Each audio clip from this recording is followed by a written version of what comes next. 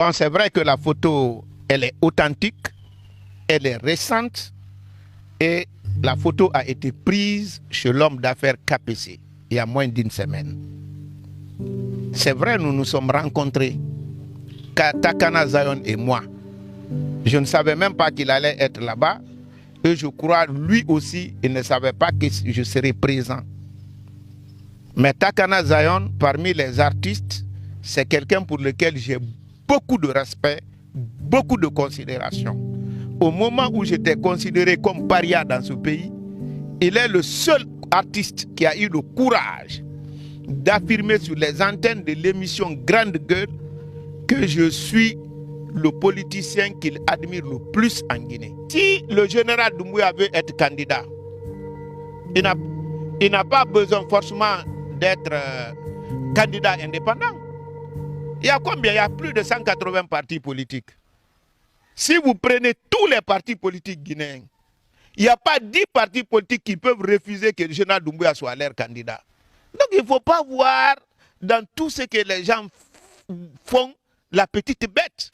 Mesdames, Messieurs, bonjour, vous êtes sur Reflet Guinée. Sa parole était devenue rare ces derniers temps. Monsieur Makanera Kake décide de briser le silence sur Reflet Guinée. Qu'est-ce qui a expliqué son silence ces derniers temps? Est-ce que c'est dû au pèlerinage qu'il a effectué du côté de l'Arabie Saoudite, puisqu'il est désormais hélas? Beaucoup disaient qu'après son hajj, il n'allait plus parler de politique. Qu'en est-il? On parlera aussi de cette photo qui tourne en boucle sur les réseaux sociaux. On voit sur une photo, M. Makanera Kake, KPC et Takana Zion, beaucoup d'interprétations, beaucoup de spéculations sur cette photo. Est-ce que d'abord la photo elle est récente? Si oui, qu'est-ce que les trois personnes-là se sont dit? Est-ce qu'on peut parler d'un projet de soutien au CNRD? L'autre question aussi, l'autre photo qui fait la une des réseaux sociaux, c'est celle publiée par un blogueur, par un influenceur. On voit M. Alpha Condé qui, selon lui, serait reçu en audience par les autorités malienne au plus haut niveau pour parler, et selon donc cet influenceur, d'une installation d'une base militaire française en Guinée, notamment à la frontière entre Kourémalem. Quel crédit donner donc à cette information? On parlera aussi de l'avant-projet de la nouvelle constitution.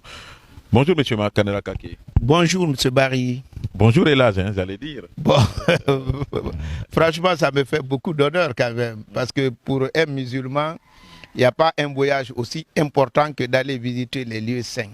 Alors, qu'est-ce qui a changé, puisque ces derniers temps, vous étiez silencieux, on sait que vous êtes très disponible pour les médias, mais ces derniers temps, on a observé un silence de vous. Qu'est-ce qui explique ce silence? C'est dû au Hajj?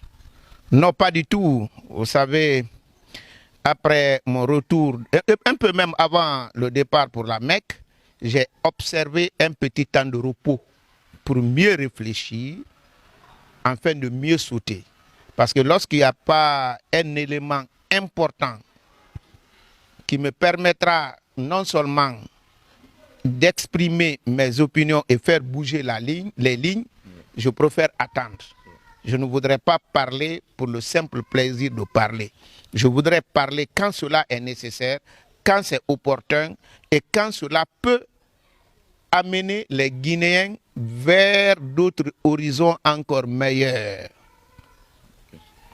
Alors, l'autre actualité vous concernant, monsieur le ministre, Hélas Makanera Kake, c'est cette photo qui tourne en boucle sur les réseaux sociaux. On vous voit avec Takana Zion et KPC. D'abord, on aimerait s'assurer sur l'authenticité de la photo et si oui, est-ce qu'elle est récente?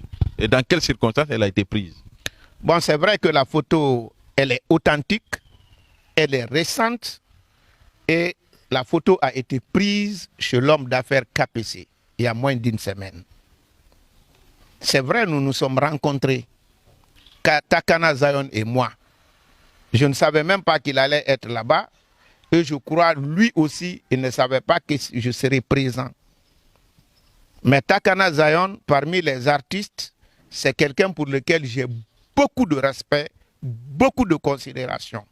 Au moment où j'étais considéré comme paria dans ce pays, il est le seul artiste qui a eu le courage d'affirmer sur les antennes de l'émission Grande Gueule que je suis le politicien qu'il admire le plus en Guinée.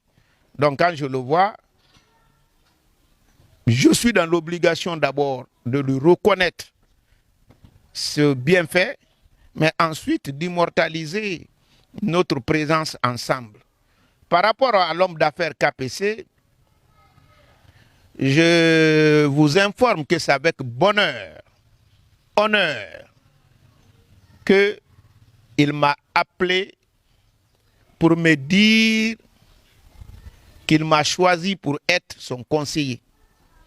Ce que j'ai accueilli avec beaucoup d'honneur, encore une fois, parce que quand on parle aujourd'hui les hommes d'affaires en Guinée, quand on parle de développement de la Guinée, surtout sur le plan des infrastructures, on ne peut pas parler sans parler de KPC.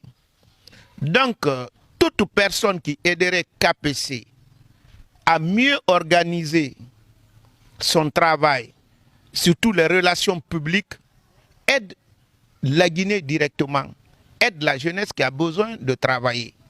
Donc, participer au développement de l'entreprise de KPC pour moi, c'est un honneur et surtout une satisfaction morale pour laquelle je me suis battu pendant près de 30 ans.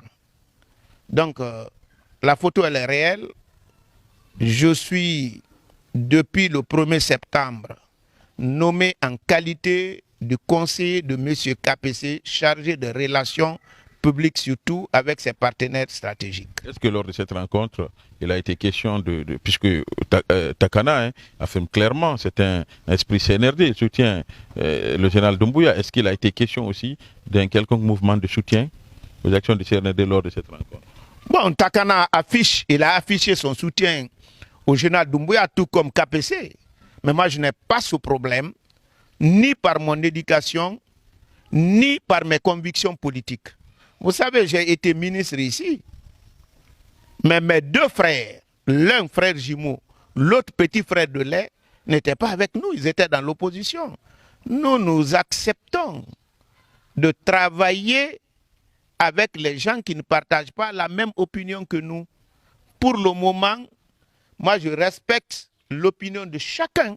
Ce qui est important, jusqu'à preuve de contraire, M. KPC et moi, nous travaillons dans un domaine qui n'est pas lié à la politique.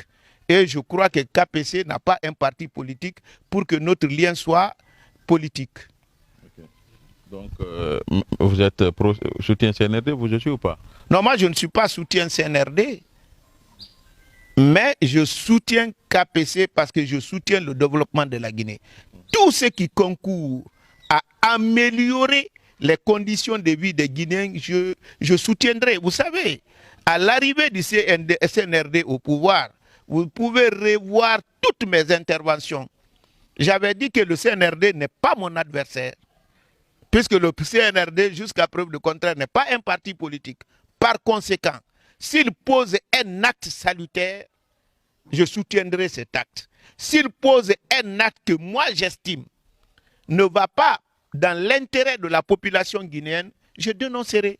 Et je crois, jusqu'à preuve de contraire, je m'impose cette discipline et je m'impose cette vision de la société guinéenne. Alors, M. Makanera, Hélas Makanera, l'autre actualité, c'est par rapport à cette autre photo qu'on a vue sur les réseaux sociaux, où Alpha Condé serait reçu par les autorités de Bamako. Est-ce que vous croyez à l'authenticité de cette photo? Bon, j'ai vu... On a dit qu'il est en Afrique, hein, le professeur Alpha Condé. Oui, j'ai appris qu'il est en Afrique. J'ai vu cette photo, j'ai été appelé depuis la nuit plus d'une vingtaine de fois par rapport à cette photo. Ce que je voudrais vous dire, c'est que je doute fort que cette photo soit récente. Pour la simple raison, j'ai vu un drapeau tricolore, drapeau guinéen, parce que je vois le rouge, jaune, vert qui n'est pas le drapeau malien. Tous ceux qui sont sur la photo portent les bavettes, alors que nous ne sommes pas en épidémie qui impose de porter les bavettes, mais qu'à cela ne tienne. Moi, je suis un homme de débat. Débattre pour moi, c'est ce qu'on fait pour ne pas se battre.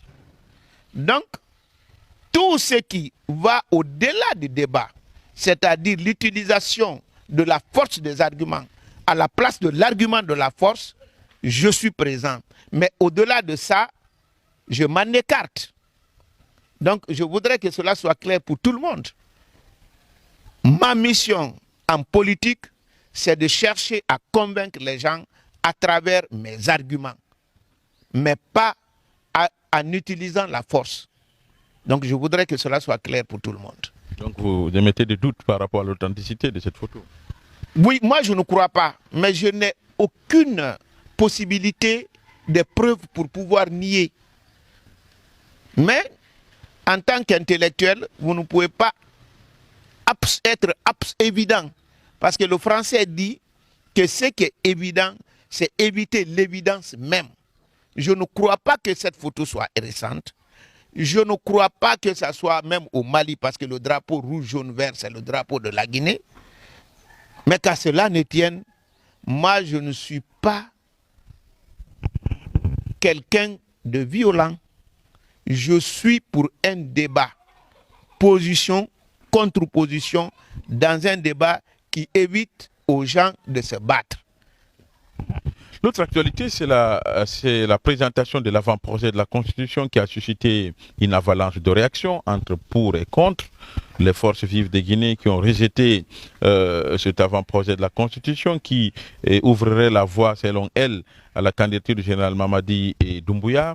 Et ce qui fait débat dans cette Constitution, c'est notamment les candidatures indépendantes. Quelle est votre position sur cette question?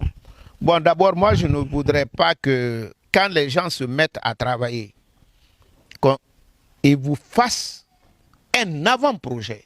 Cela veut dire que ce n'est même pas un projet d'abord, mais c'est un avant-projet. C'est-à-dire c'est un élément sur lequel vous devez travailler ensemble. Chacun fasse des propositions et contre-propositions pour trouver un projet qui sera présenté au peuple. Moi, je commencerai par les féliciter. Parce que l'idée de pouvoir aller consulter le peuple, pour moi, ça doit primer sur tout. Parce que qui dit démocratie dit la volonté du peuple. Donc pour ça, je salue cette idée qui voudrait qu'on ait une constitution qui sera adoptée par référendum. Par rapport à ce qui est dans la constitution, je n'ai pas eu le temps de finir. Je suis en train de travailler. Mais par rapport à ce qui... le débat, j'ai été un peu honnêtement dessus. Encore une fois, nous répétons les mêmes fautes. Lorsqu'il y a un texte à faire, on oublie que la loi a une portée générale et impersonnelle. On se met dans un débat de personnes. Telle personne doit être candidat, il ne doit pas être candidat, moi, ce n'est pas mon problème. Honnêtement parlant. Ou dire la candidature indépendante. Mais la démocratie, c'est quoi? C'est donner plus de pouvoir au peuple. Nous savons que les partis en Guinée, comment ils fonctionnent. Il faut avoir le courage d'avouer ici qu'on n'est même pas arrivé au stade des partis.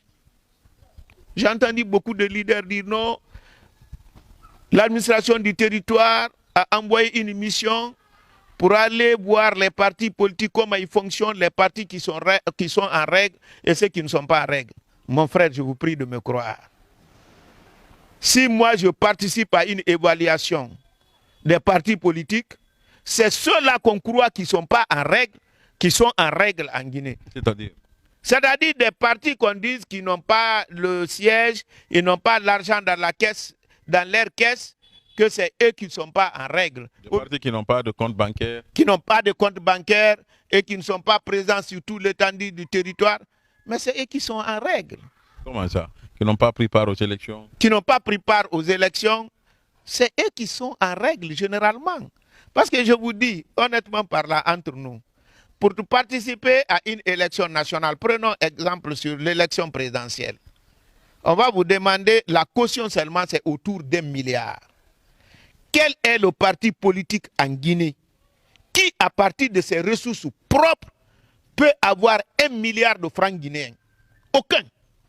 Parce qu'il est interdit, même aux leaders de partis politiques, de contribuer à plus de, je crois, 20% du patrimoine du parti. Quand on dit patrimoine, ce n'est pas l'argent seulement qui est à la banque. Hein. C'est tout ce que le parti a, y compris les véhicules, les bâtiments, tout réunis. aucun ne doit participer à plus de 20%. Même s'ils sont tous liés, il ne peut pas participer au-delà de 20%. C'est interdit.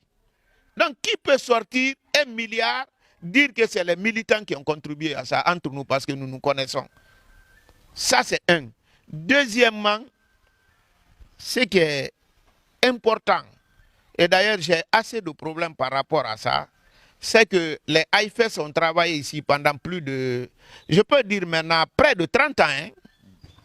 Mais jusqu'à présent, les gens ne savent pas c'est quoi un parti politique et la sagesse qui est cachée derrière les différents articles.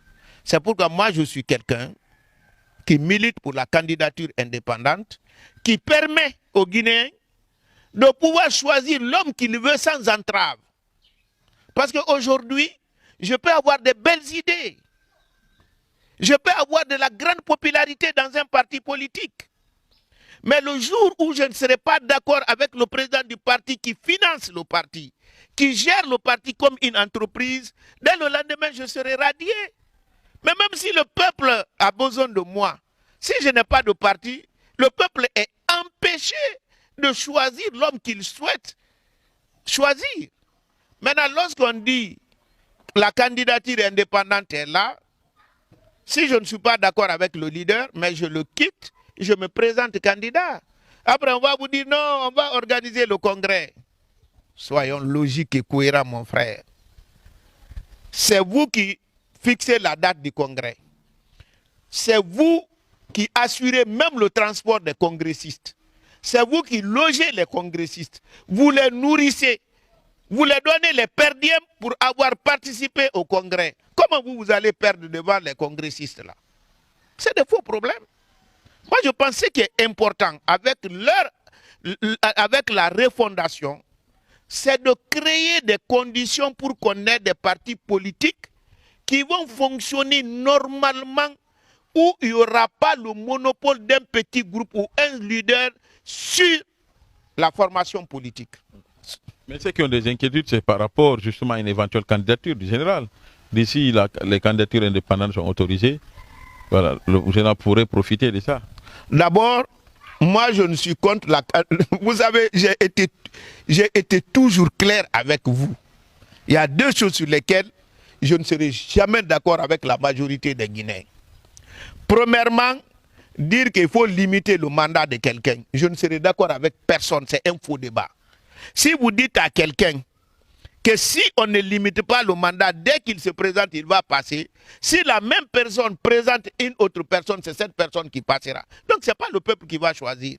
Donc on oublie le véritable débat qui voudrait que si je suis candidat, président de la République, même si c'est mon papa ou ma femme qui gère les élections, que je ne sois pas capable de remporter si ce n'est pas moi qui ai été choisi par la majorité de la population. C'est ça le véritable débat. Est-ce que vous comprenez? Donc, si le général Doumbouya veut être candidat, il n'a pas besoin forcément d'être candidat indépendant. Il y a combien? Il y a plus de 180 partis politiques. Si vous prenez tous les partis politiques guinéens, il n'y a pas 10 partis politiques qui peuvent refuser que le général Doumbouya soit leur candidat. Donc il ne faut pas voir dans tout ce que les gens font la petite bête. Il faut qu'on soit raisonnable. Est-ce qu'il a besoin de changer la constitution pour ouvrir à la candidature indépendante parce qu'il veut être candidat seulement? Moi je dis non. Parce qu'il peut être candidat sur la bannière d'un parti politique. Sur la bannière, je dis sur les 180. Il n'y a pas 10 partis politiques qui peuvent le refuser de le parrainer pour être candidat. Moi, je pense, si la chose qu'on peut saluer avec cette constitution, d'après ce que j'ai lu, c'est l'ouverture à la candidature indépendante qui met fin à la dictature des partis politiques qui sont aujourd'hui vraiment des entreprises politiques au service d'un petit groupe ou d'un individu. Ça a été toujours ma position. Donc quand on donne plus de pouvoir à la population, on donne plus de possibilités de choix à la population, quand on est démocrate, on ne s'opposera pas à ça. Merci, M. le ministre. C'est moi qui vous remercie.